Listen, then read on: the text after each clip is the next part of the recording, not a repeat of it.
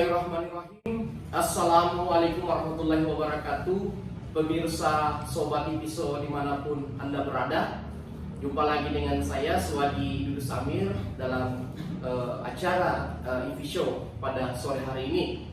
Pemirsa Ipiso, pada sore hari ini saya akan kembali membedah peta Pilpres. Nah, kali ini ada dua geopolitik yang akan saya bedah bersama dua narasumber yang menjadi tamu saya pada sore hari ini. Yang pertama adalah peta calon presiden dari Pulau Jawa. Kemudian yang kedua adalah peta calon wakil presiden dari kawasan Indonesia Timur. Nah, untuk itu mari kita membedah bersama, dan di tengah-tengah saya akan memperkenalkan, telah hadir dua pengamat. Yang pertama saya perkenalkan yang di samping kiri saya, Pak Dr. Sultan. Assalamualaikum Pak, selamat sore. Pak Dr. Sehat Pak Dr. Alhamdulillah. Kemudian di sana ada Pak Sakral Rugani. Beliau adalah pakar sosial politik, politik pemerintahan, Beliau adalah pakar politik pemerintahan. Pemirsa Ipiso, pada sore hari ini tentu kedua pakar kita akan berbicara dan menganalisa berdasarkan wilayah keilmuan mereka masing-masing. Dari perspektif ekonomi, politik tentu akan dipaparkan oleh Pak Dr. Sultan. Dalam perspektif politik pemerintahan akan dipaparkan oleh Pak Sakral Rugani. Baik, pemirsa Ipiso, kita mulai diskusinya. Pak Dr. Sultan, Pak Sakral, ini Pilpres sudah sangat hangat sampai hari ini. Padahal masih lama, 2024, kalau tidak salah Februari. Tetapi karena apalagi publik ini sudah sangat penasaran ya, dengan tokoh-tokoh yang muncul, pendukung-pendukung mereka sudah mulai bergeliat, bahkan satu persatu sudah melakukan deklarasi.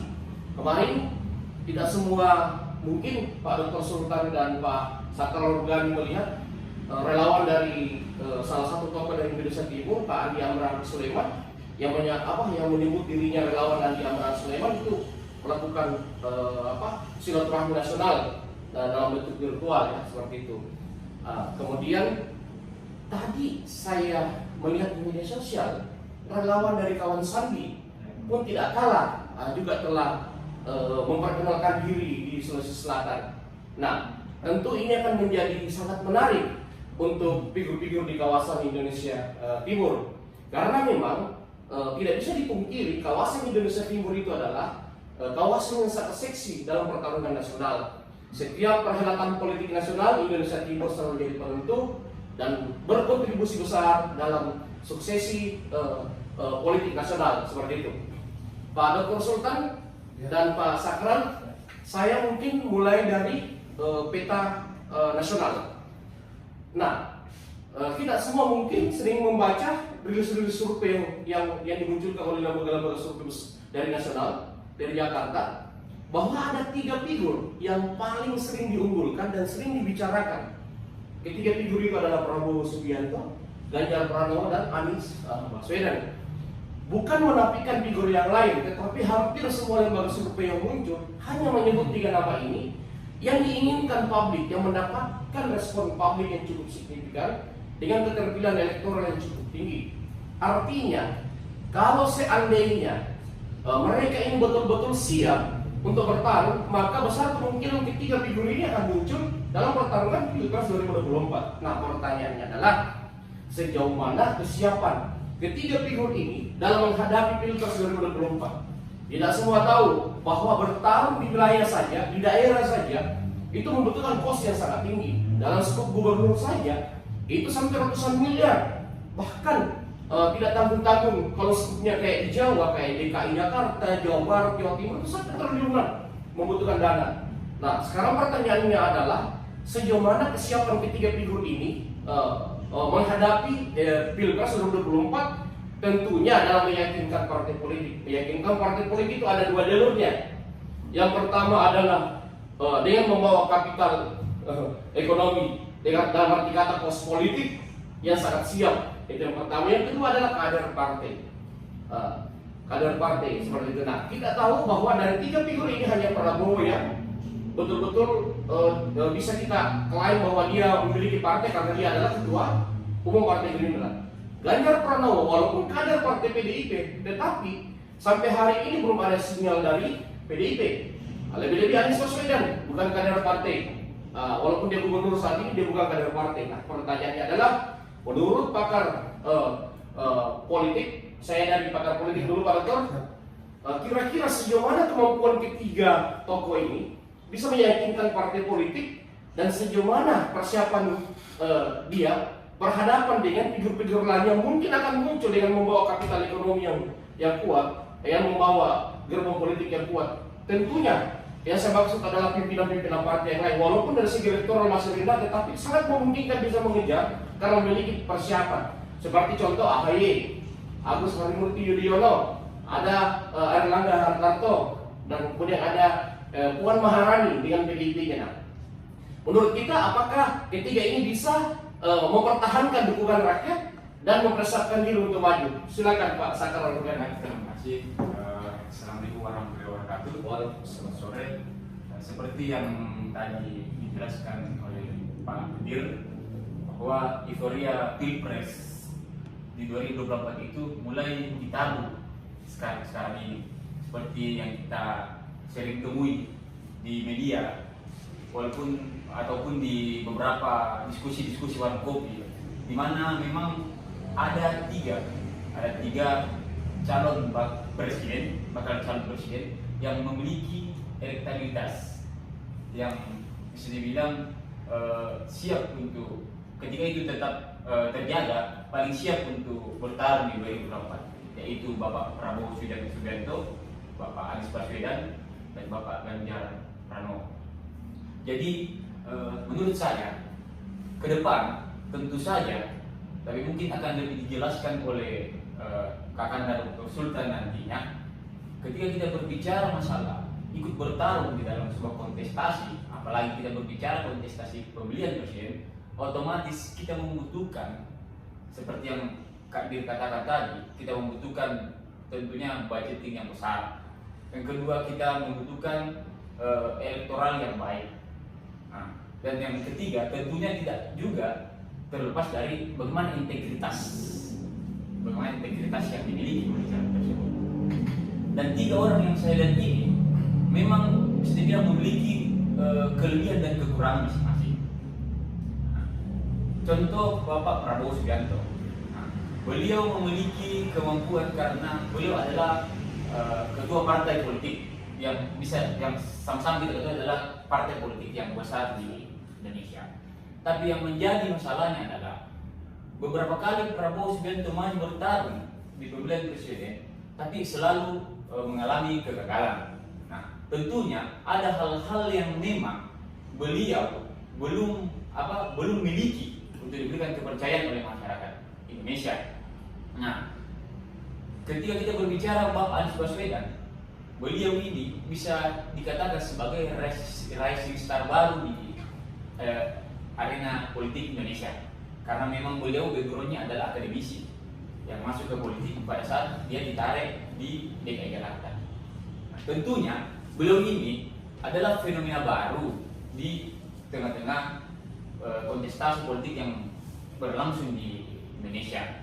Tapi kekurangan beliau adalah beliau ini bukan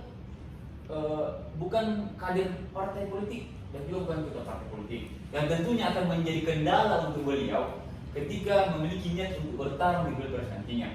Nah, yang ketiga yang menurut saya menarik adalah Bapak Ganjar Pranowo. Kenapa saya katakan beliau menarik? Karena memang beliau adalah salah satu kepala daerah yang bisa dibilang kepala daerah yang berprestasi. Nah, yang kedua, beliau adalah mewakili, kita tidak berbicara tentang kesukuan di sini, tapi beliau memang mewakili suatu kesukuan yang memang memiliki populasi yang besar di Indonesia, yaitu suku Jawa. Nah, ini yang tidak dimiliki oleh Bapak Prabowo Subianto dan Bapak Anies Baswedan. Nah, yang ketiga, Bapak Ganjar Pranowo ini dia adalah kader partai politik. Dan ketika kita melihat bagaimana partai politik dari Pak Ganjar ini, histori dari partai politik Pak Ganjar ini 2 tahun kepemimpinan dari Bapak Joko Widodo selalu mengedepankan rasionalitas dalam mengusung calon. Nah, menurut saya kita bisa melihat ada peluang besar di Ganjar Pranowo ini. Saya lihat Ganjar Pranowo ini memiliki peluang untuk bertarung di Pilpres 2024 nantinya. Artinya ada peluang meyakinkan PDIP, Pak Sakral. Sangat memiliki peluang untuk meyakinkan partai politik Dengan modal elektoralnya. elektoral yang sekarang belum miliki. Yang kedua, beliau juga kan adalah seorang kepala daerah yang memang masuk 5 besar kepala daerah yang sering dibicarakan di halayak banyak. Oke, Pak Sakral. Nah, yang menarik mungkin Pak Sakral juga perlu ulas adalah kita tahu bahwa awalnya Prabowo itu mewakili kalangan oposisi ketika berhadapan dengan Jokowi, kan. Nah, kemudian tiba-tiba keputusan politik Pak Prabowo masuk ke lingkaran istana dan ikut kabinet Pak Jokowi yang menjadi menteri. Pertanyaannya adalah, apakah posisi oposisi itu otomatis diambil alih oleh Anies?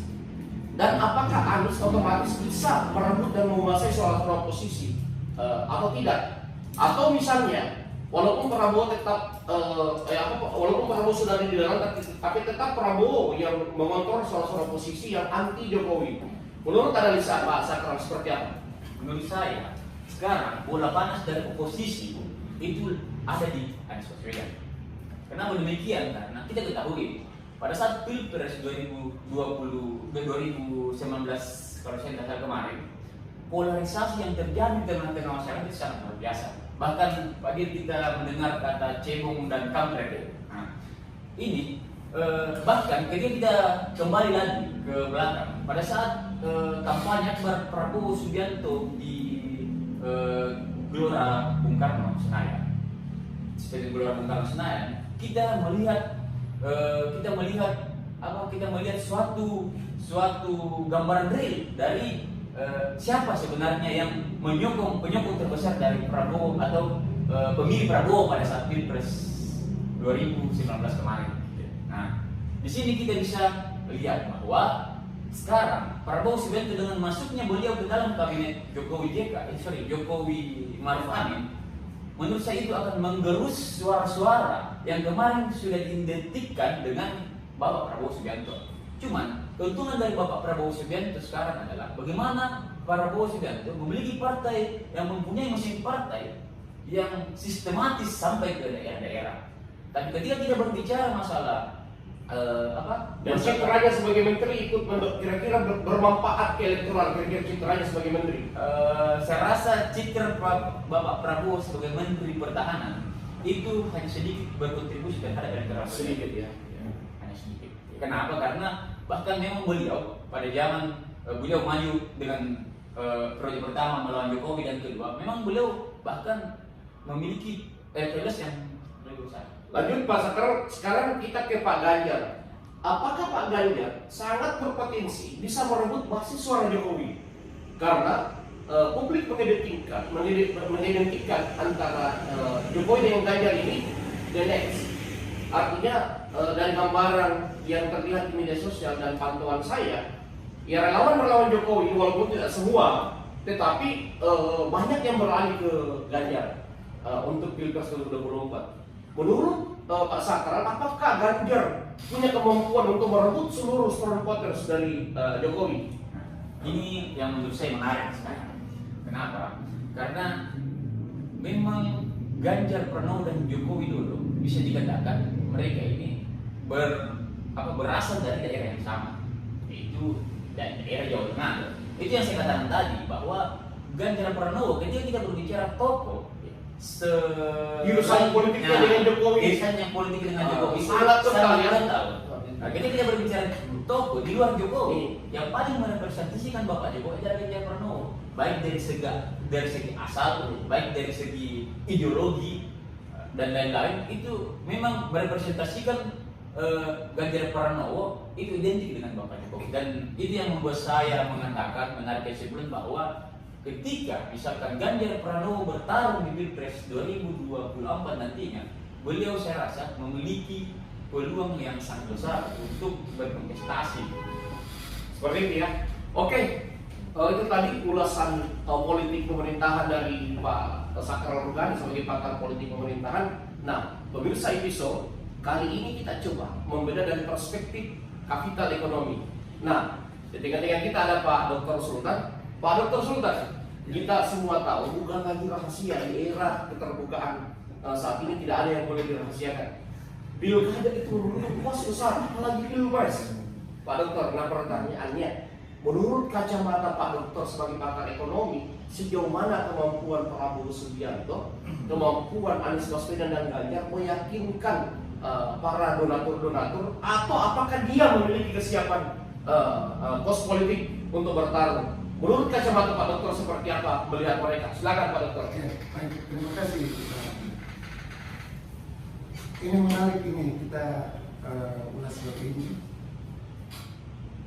tentang Pilkada 2024, dan memang kita pahami bahwa yang terjadi sekarang ini adalah bahwa untuk ikut di kontestasi politik itu membutuhkan kos politik yang sangat cukup besar.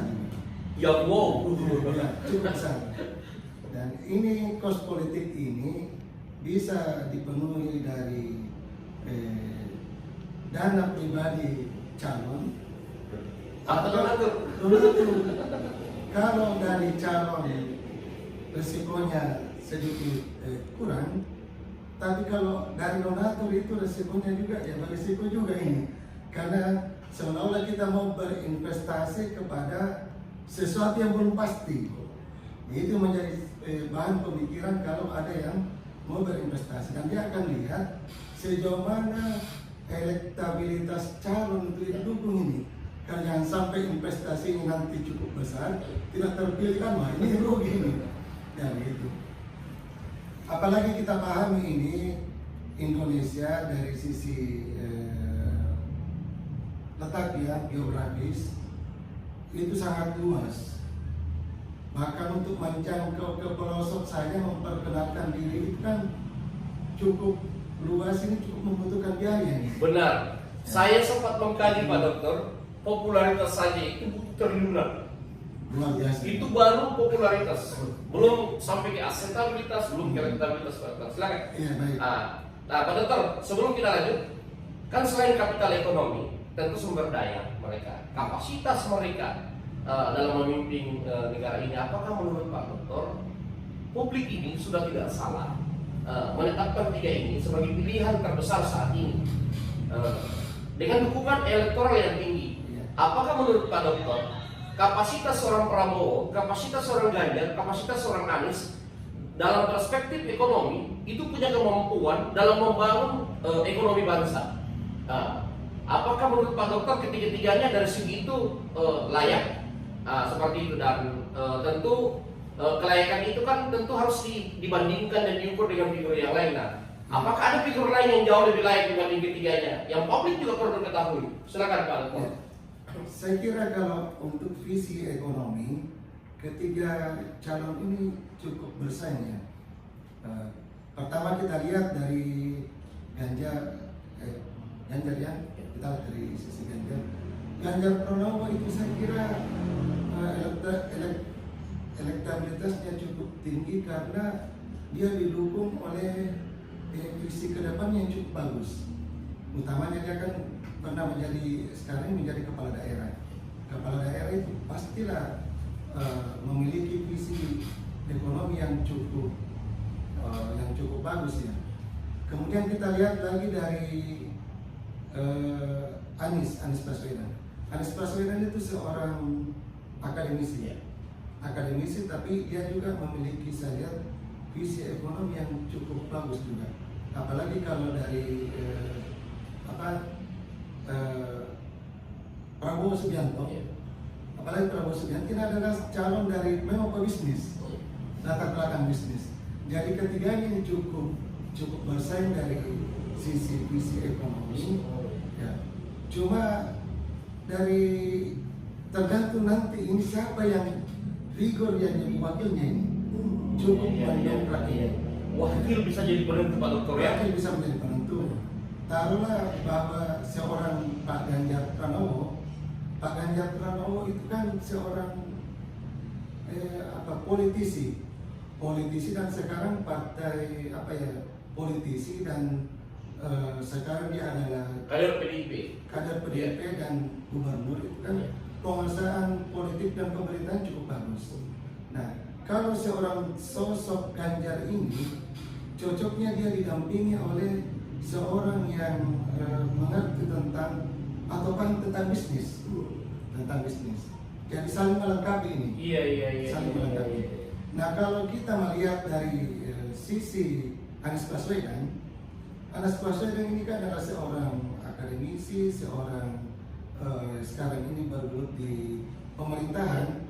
Cocoknya juga ini dia disandingkan dengan orang yang punya latar belakang bisnis, sehingga calonnya nanti ini bisa saling melengkapi. Nah, termasuk juga kalau Prabowo Subianto, Pak Prabowo Subianto itu kan dia latar belakang bisnis. Jadi bahwa cocoknya dia disandingkan dengan orang yang paham tentang pemerintahan yang mengerti tentang pemerintahan, dan kalau politiknya kan beliau juga paham tentang politik, karena Pimpinan partai. dia adalah seorang pimpinan partai.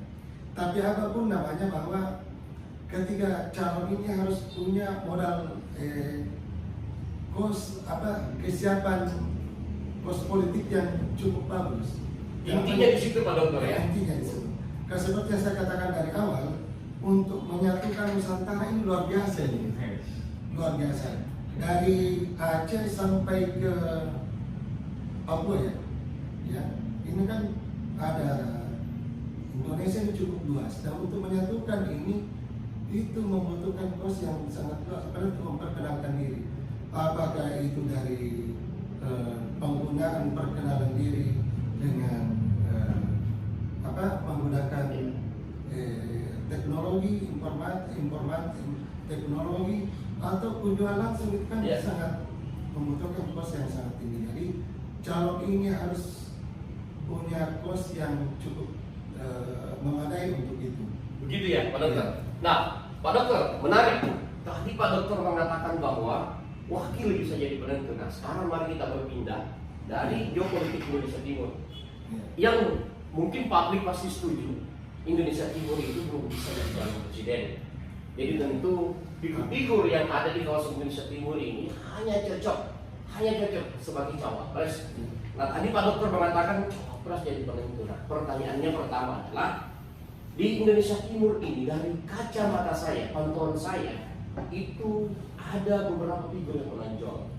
Yang pertama yang saya lihat adalah ada Syahrul Yassin Limpo, ada Andi Amran Sulaiman, ada Sandiaga Uno, dan ada Tuan Guru Bacang atau Muhammad siapa lagi namanya, saya lupa nama panjangnya, tapi dia lebih populer disebut Tuan Guru Bacang. Nah, dari figur-figur ini saya lebih tertarik pada dua figur, karena selama ini peta Indonesia Timur itu selalu didominasi dari figur Sulawesi Selatan. Dan di Sulawesi Selatan ini itu ada dua figur yang menonjol, Andi Amran Sulaiman dan Syahrul Yassin Limpo.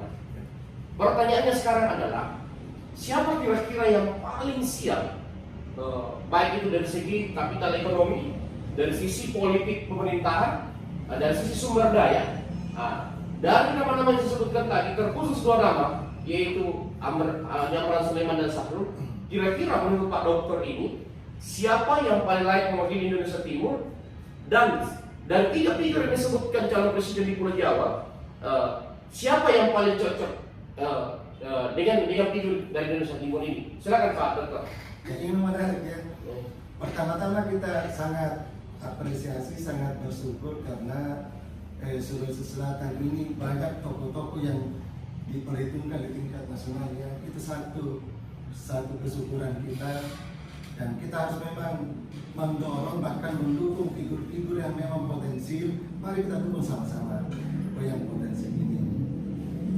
Nah, cuma kalau tadi saya disodorkan dua nama Bisa kalau memang ada yang di luar dari 2 figur itu Pak Dokter, silakan. Ya, boleh. Kalau dari awal saya sudah katakan bahwa kalau itu figur capresnya adalah dia mengerti politik dan pemerintahan, paling untuk melengkapi ini paling tidak ya wakilnya harus dari kalangan pengusaha, orang yang paham bisnis gitu. Yang kuat kapital ekonominya. Ya termasuk itu. Termasuk itu. Nah, orang yang paham tentang ekonomi, karena bagaimanapun juga tujuan berbangsa dan bernegara itu kan adalah bagaimana kita meningkatkan kesejahteraan masyarakat. Coba lihat tiap calon yang maju pasti bilang saya akan tingkatkan kesejahteraan masyarakat, pasti dia katakan itu. Untuk meningkatkan kesejahteraan masyarakat itu perlu sumber daya. Nah, untuk menentukan negara ini, kalau mengelola negara itu kan sama kita mengelola satu bisnis, mengelola kita satu. Dan tidak bahwa figur yang akan mengelola negara itu adalah mereka yang paham tentang bisnis. Jadi kalau saya contohkan tadi Pak Anies paham tentang pemerintahan, tapi kurang politiknya, kurang di bersentuhan yang dunia politik. Kalau Pak Ganjar Pranowo itu kan di samping dia paham pemerintahan, dia juga paham tentang politik pemerintahan pada Pak Ganjar. Cuma untuk melengkapi dia harus didukung oleh orang yang paham tentang bisnis. Nah, kalau kita melihat bisnis tadi itu, kita bisa lihat bahwa kekuatan bisnis itu, mengelola bisnis itu kita bisa melihat dari SDM, bagaimana dia mengelola bisnis dan bagaimana dia track recordnya di dalam mengelola usaha. Nah, kalau kita melihat, kalau kita lihat ya, ada satu figur yang memang ahli pemerintahan, kita tidak ragu lagi. Nah, kalau dia sama-sama ahli pemerintahan, lantas yang bikin bisnis misalnya, siapa yang bikin bisnis? Nah, kalau kita sambungkan lagi, kita melihat, kita sebut saja bahwa Pak Andi Amran Sulaiman, kita lihat apa yang kita lihat dari latar belakang beliau, track recordnya beliau itu memang cukup tangguh ya. Kalau kita baca track recordnya, mulai dari nol kehidupannya ya, dia bukan berasal dari orang yang mampu, dia berasal dari keluarga yang sangat terbatas juga, tapi kok dalam waktu singkat dia bisa memperlihatkan eksistensi dirinya. Ini kita sangat kagum ini orang-orang seperti beliau, dan kita berharap bahwa ke depan ini orang-orang Sulsel utamanya atau orang dari timur, banyak orang seperti beliau nih, karena kebetulannya, karena keulatannya, sehingga dia mampu menunjukkan eksistensi dirinya sebagai pebisnis yang yang unggul gitu, yang punya kompetensi dan punya daya saing. Kita lihat dari track recordnya, dari usaha nol sampai kepada usaha racun tikus, sampai kepada gula dan terakhir tambang. Kalau saya tidak salah. Nah, itu. Makanya kalau kita mau cocokkan figur ini, yang idealnya itu adalah ada, kalau bukan 01-nya mengerti bisnis, ya paling tidak 02-nya itu mengerti bisnis, bagaimana mengelola negara ini supaya punya pemahaman bisnis yang mapan gitu. Paham politik pemerintahan dan paham tentang ekonomi bisnis. Nah, seperti itu ya Pak Dokter. Itu paling lengkap sebenarnya. Halo, baik Pak Dokter, pemirsa Tipiso dimanapun Anda berada. Sekarang mari kita ke Pak Sakral Nurganis. Pak Sakral, di Indonesia Timur ini tadi saya sudah ke beberapa nama. Kira-kira dari segi perspektif politik pemerintahan, siapa yang paling cocok mewakili Indonesia Timur dan berpotensi dilirik oleh figur-figur dari Pulau Jawa? terutama dari 3 figur yang teratas tadi. Karena kalau figur-figur dari Indonesia Timur itu muncul, tentu kecenderungannya pasti akan mencari figur dari Pulau Jawa yang memiliki dukungan elektoral yang kuat. Nah, dari beberapa nama yang saya sebutkan tadi, ada Adi Amran Sulaiman, ada Samuel Sidiku, ada ada Sandiaga Uno, dan ada TGB. Menurut Pak Sakral, dari 4 figur ini, siapa yang paling potensi? Kalau tidak berani menyebutkan satu nama, minimal dua nama, dia mewakili Indonesia Timur dan dilirik oleh 3 figur dari Pulau Jawa. Silakan Pak Sakral. Ya, terima kasih. Menurut saya ini menarik, seperti yang dijelaskan oleh Dr. Sultan tadi, bahwa ketika cocoknya pasangan itu, ketika dia berbisnis, ya minimal wakilnya itu adalah orang politik. Ketika dia orang politik, satunya minimal wakilnya itu adalah bisnis. Tapi saya akan masuk kepada ranah politik dan pemerintahan.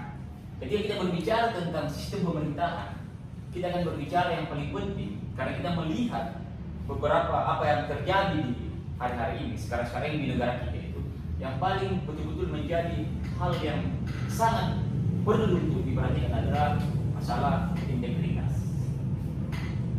Kita tahu bagaimana KPK sering menangkap kepala daerah, menteri dan lain sebagainya. Nah, sekarang saya mau masuk ke ranah itu dulu untuk membedah 3 calon ini atau 2 calon inilah. Kalau kita berbicara masalah integritas dari calon, saya melihat tanpa menafikan yang lain, saya melihat Pak Amran Sulaiman itu memiliki integritas yang sangat luar biasa. Kenapa? Karena ketika kita melihat, masih ada, kita coba cek di Google, di mana-mana, histori beliau sangat luar biasa. Beliau pernah memecat stafnya dan beberapa orang-orang di kementerian hanya karena memang bermain-main.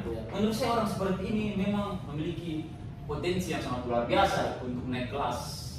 Nah, sekarang kita berbicara masalah perwakilan Indonesia Timur.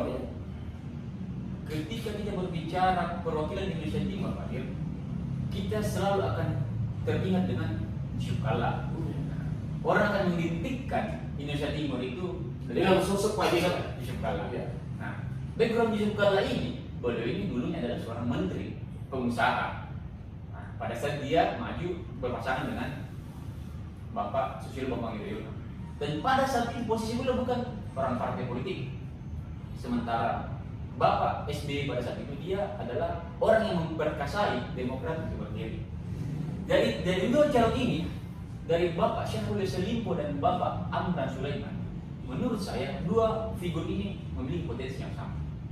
Tapi ketika kita mencoba untuk menyambungkan dengan apa yang disampaikan oleh Kakanda Dr. Sultan tadi, memang diperlukan orang yang memiliki budget atau kemampuan finansial, kos politik yang besar.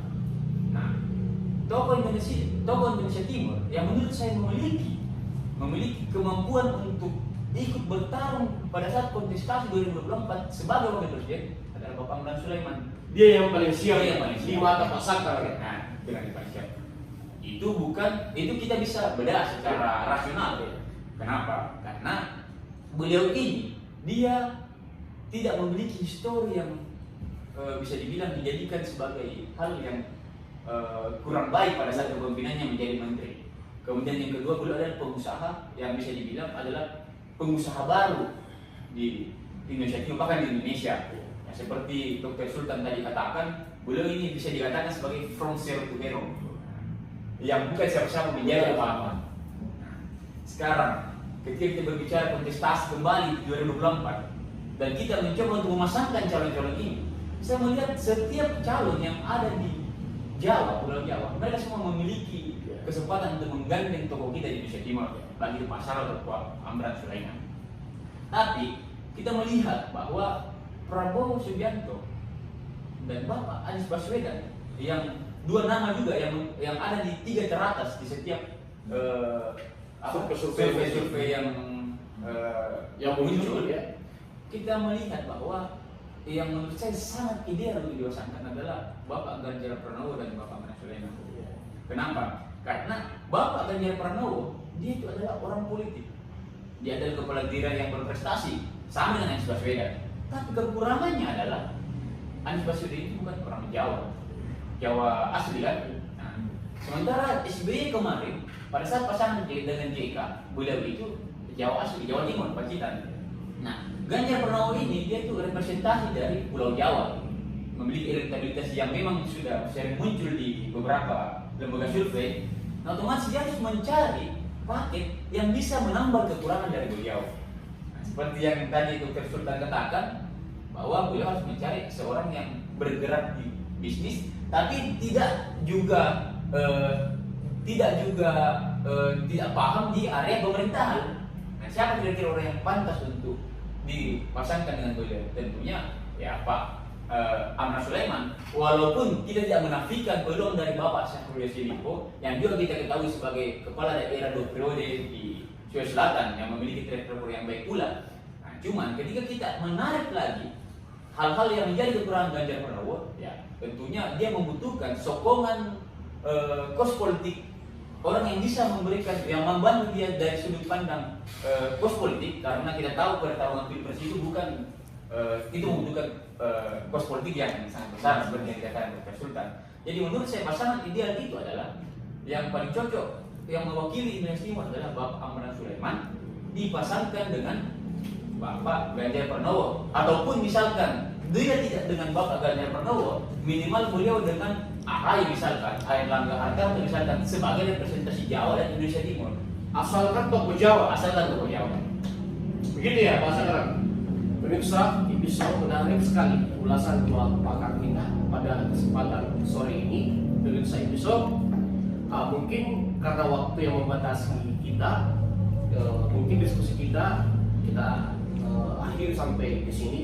Kesimpulannya adalah dari dua pakar kita bahwa pemahaman atau figur yang memahami politik pemerintahan itu harus apalagi menggandeng figur yang memahami tentang persoalan ekonomi, terutama yang berkaitan dalam dunia bisnis, sehingga presiden itu bisa fokus mengelola politik pemerintahan, wakilnya, cawapresnya itu bisa mengelola ekonomi Indonesia.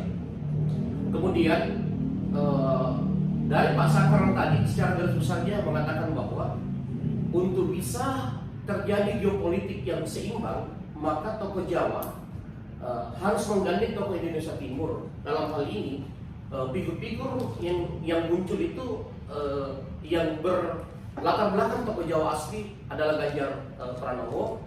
Sayangnya ada beberapa tokoh yang lain seperti Agus Harimurti Yudhoyono dan Bapak Airlangga Hartarto, Bapak Muhaimin Iskandar.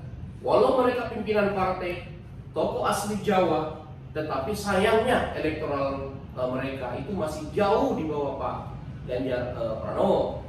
Artinya analisis dari Pak Sakar saat ini tokoh Jawa yang paling berpotensi, yang paling berpeluang adalah Ganjar Pranowo, dan figur dari Indonesia Timur di mata kedua pakar kita ini dengan tidak menafikan ketokohan figur yang lain adalah sosok Andi Amran Sulaiman dianggap paling representatif mewakili kawasan Indonesia Timur karena kelebihan-kelebihannya, terutama kapital ekonominya dan pengalaman-pengalamannya, baik itu di dunia bisnis maupun di dunia pemerintahan, karena pernah menjadi menteri 5 tahun dengan happy ending yang dengan tanpa cacat, dengan prestasi di dunia pertanian yang sangat bagus yang pernah diulas sebelumnya. Baik, sobat episode dimanapun Anda berada, demikian diskusi kita pada sore hari ini. Terima kasih Pak Dr. Sultan, Pak Sakar Rugani. Jangan pernah bosan menonton channel episode, pemirsa episode dimanapun Anda berada. Semoga sobat-sobat sekalian sehat selalu dan aktivitasnya dimudahkan. Akhir kata dari saya, terima kasih. Assalamualaikum warahmatullahi wabarakatuh. Waalaikumsalam.